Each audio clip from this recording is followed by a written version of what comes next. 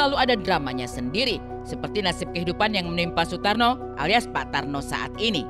Iya, saat masih kuat dipeluk popularitas, tapi ketika sudah lemah karena terpasung sakit, kemana-mana harus menggunakan kursi roda. Inilah nestapa yang sangat menyakitkan pada seorang selebriti terkenal sekelas Pak Tarno.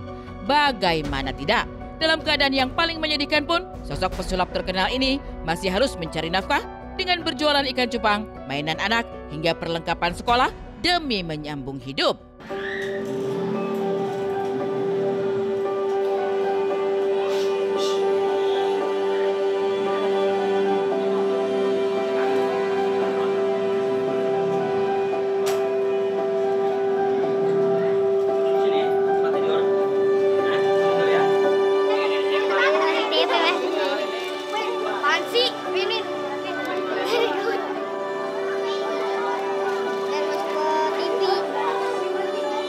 Beruntung, di era yang semuanya sudah serba digital, berita viral Pak Tarno menjual ikan cupang dalam keadaan sakit sudah tersebar luas dengan begitu cepatnya.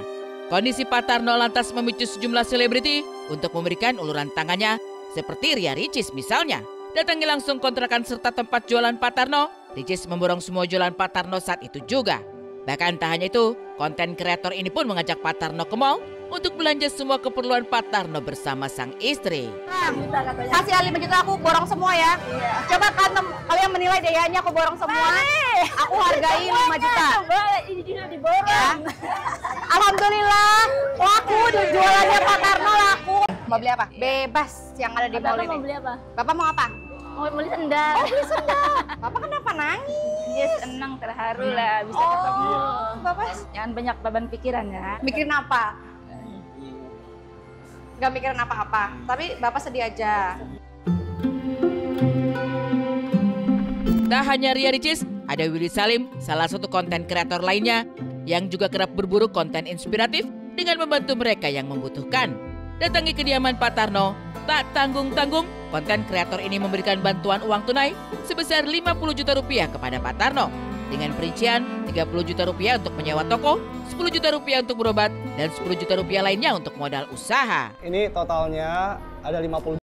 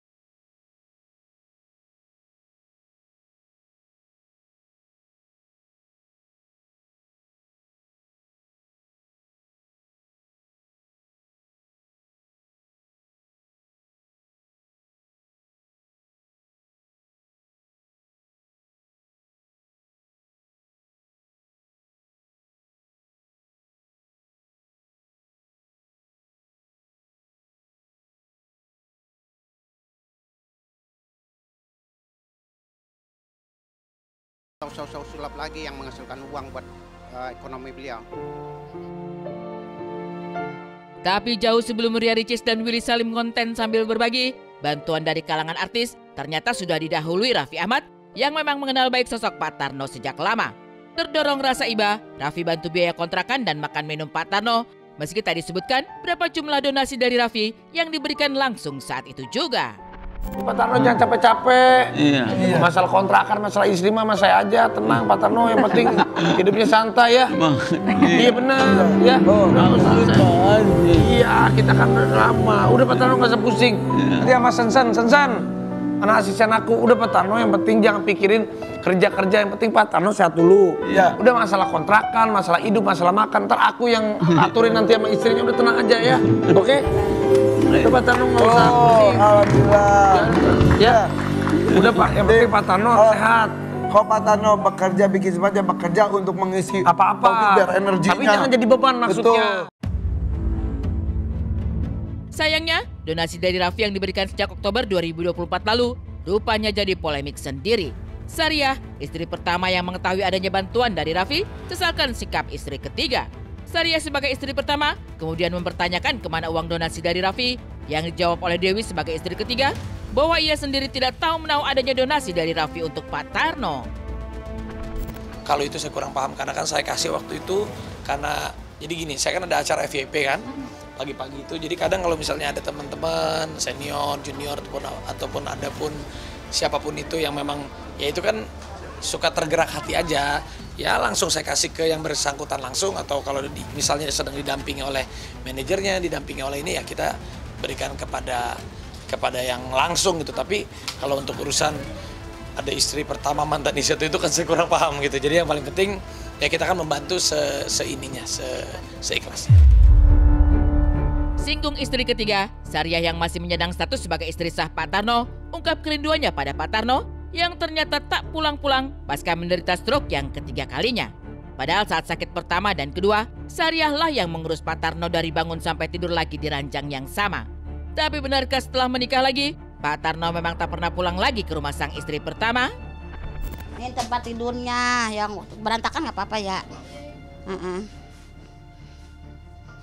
Ini tempat tidurnya ini yang waktu sakit di sini. Nih udah penuh. Nih rumah kebocoran saya buat tidur.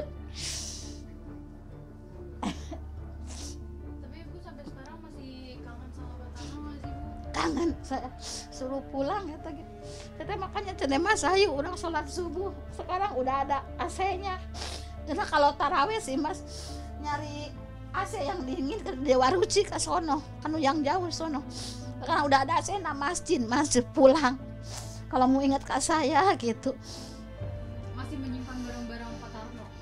Kenapa kan orangnya mau pulang dari Bandung kan mau pulang kena udah stroke di Bandung. Jadi nggak bisa kasih ini, karena ditahan ku si Dewi. Meski masih menyimpan sakit hati karena dimadu oleh Pak Tarno, Sariah rupanya masih membuka pintu rumah maupun pintu hatinya lebar-lebar jika Pak Tarno masih berkeinginan pulang ke rumah. Kalau si Mas kasih nih, sobat mana mau wartawan kek, mau anaknya kek, mau saudaranya kek nganterin kasih diterima, masih pintu terbuka. Karena ini rumah aku, rumah si Mas. Pengen pulang kasih diterima.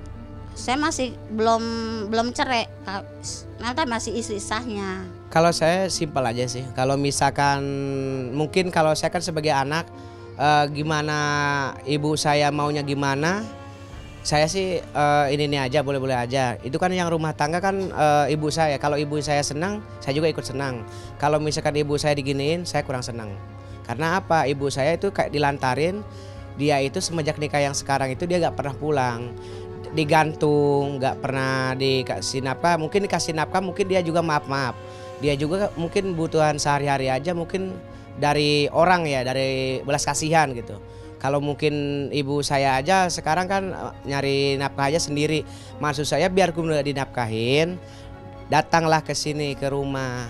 Maunya gimana, rumah tangganya gimana, diomongin baik-baik. Jangan kayak apa ditinggal begitu saja. Tapi sayangnya, di tempat berbeda, Pak Tarno sudah memilih tinggal bersama sang istri muda meski hanya dikontrakan. Dewi dengan statusnya masih sebagai istri siri, bahkan bersedia dengan tulus dan ikhlas ingin menemani Pak Tarno dalam keadaan sakitnya sebagai wujud pengabdian serta rasa cinta sebagai seorang istri kepada suami. Ya, saya tinggal anggapnya ya udah sama-sama aja sih, sama-sama istrinya Pak Tarno. Kalau Pak Tarnonya masih mau sama dia, tapi Pak Tarnonya nggak mau. Udah mau satu tahun lah dia tinggalin. Karena setiap sama dia itu selalu berantem katanya. Setiap kali berantem pasti ucapnya cerai Pak Tarnonya kan. Secara agama kan sudah bukan suami istri kan. Tapi dia selalu pamer, saya istri saya, dipamerin buku nikahnya terserah. Karena saya ngerasa saya seorang istri ya, harus membakti kepada suami walaupun suami itu lagi dalam keadaan sakit gitu.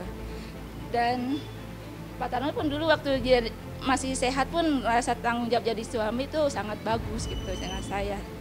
Jadi saya harus membantu dia.